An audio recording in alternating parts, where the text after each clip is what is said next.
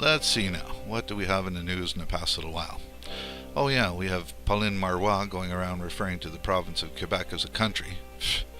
If that's not antagonistic, I don't know what is. We want to receive all the citizens from around the world in a country, which is the country of Quebec.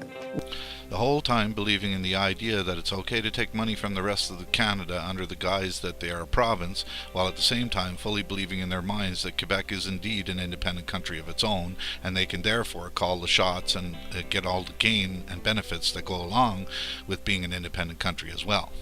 This is not to mention staunch French power advocate personalities like Celine Dion, who, by the way, can attribute much of her wealth and fame as coming from the Anglophone community, is also quoted as referring to the province of Quebec as a country in a Maclean's magazine article. Nice. Against what people wear, but if you go to the hospital and you are in Quebec and we have embraced you and opened our country for you to live in a better world, you have to adapt to our rules.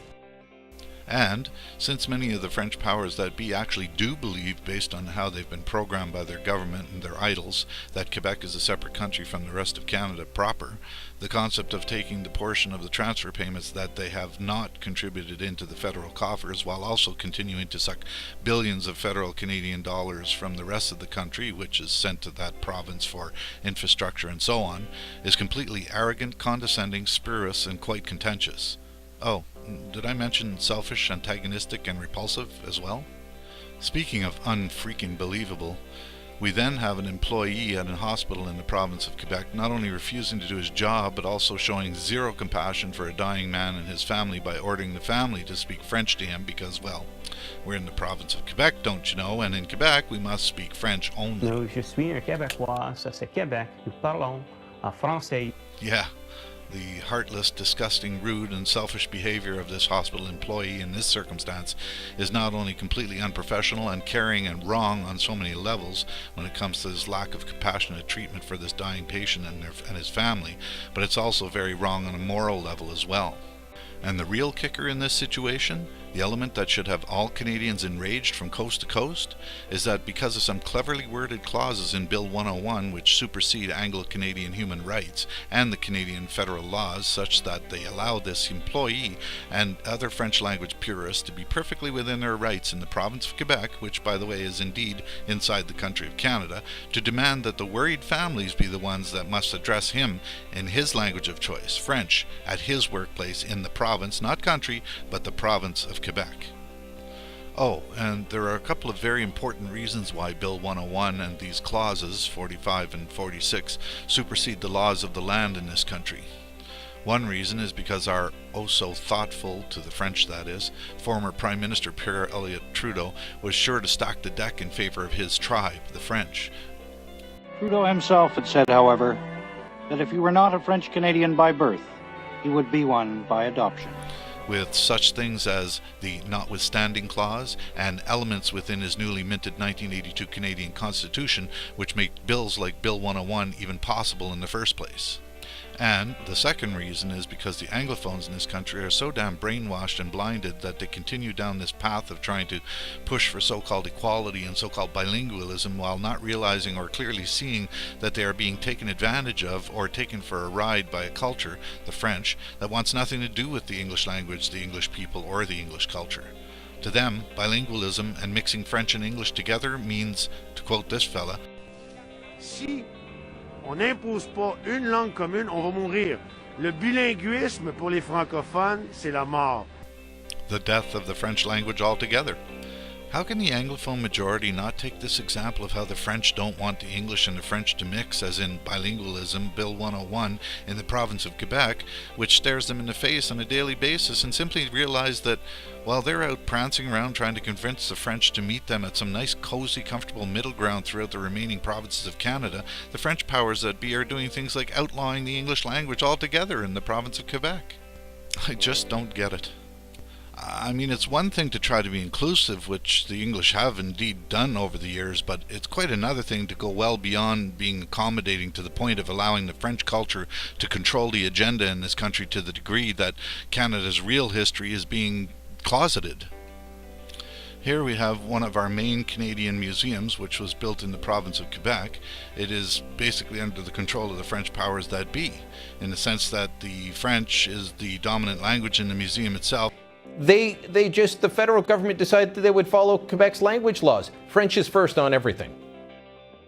And the real kicker? There's no mention in the museum of the Battle of the Plains of Abraham. The very battle, historically speaking, that precipitated a British victory which shaped the landscape of this country. Plains of Abraham. And the Scots fought that battle and took it, which, by the way, that is completely absent. There is no mention of the conquest that I could find of Britain taking Quebec from France. Not in the Canadian Museum of Civilization. It would seem rather disrespectful to those who fought and died in battles such as this one to allow things to continue in a manner which completely wipes out any record of their contribution to Canada. This true Canadian historical record seems to gladly be closeted by those like this Nicole Turmel, a former card-carrying separatist who now represents the NDP as a minister of the official opposition party. This former separatist has the nerve to stand in the House of Commons and demand that MPs forfeit their right to choose what language they prefer to respond in, and now, according to Ms. Turmel, must respond to the NDP questions in French only. We know that the parliamentary secretary can speak French. He should either speak French or they should find someone else to do it. Imagine Nicole Turmel, a member of the official opposition party of Canada who can barely speak proper English herself and who pledged allegiance to the Queen of England in order to be a minister in the first place, standing up in the federal parliament, which by the way was fashioned after the British parliamentary system itself, and antagonistically hounding other MPs in the House of Commons for not responding to questions in French. Really?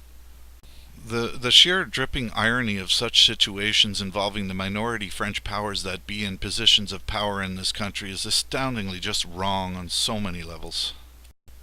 There are other examples of this also. Not long ago, the newly chosen unilingual Anglophone Auditor General was shot down and interrupted by NDP member Lisanne Blanchette-Lamotte as he began to respond to her French question in the same language. Mr. Ferguson, I appreciate very much your effort to speak in French, but unfortunately I think the committee is not the place to practice, and I think I deserve a quick and efficient answer as much as my colleagues, she snapped. How disrespectful can you be? Here you have the man trying as much as he can to comply with their constant demands, and they still shoot him down. Of course, when people bring these things to light, the French powers that be have the nerve to turn around and try to claim that the antagonists are the ones shining a light on this crap, instead of them. I mean, seriously, what is wrong with these people? Or maybe a better question would be to ask, what is wrong with the rest of the Canadian people? What is wrong with the Anglophone Canadians? Nicole Turmel gets up in the Federal House of Commons for crying out loud and demands that people reply to her and the NDP ministers in French? Weren't the French not the ones advocating for bilingualism and the right for people to use whatever language they preferred? How is it we went from using either French or English as your choice to badgering ministers to respond in French only and according to what Nicole Turmel and the NDP feel is appropriate? Ridiculous demands like this based on language should be laughed out of the House of Commons, especially coming from a former card-carrying separatist, and in particular when coming from a minority language group in this country.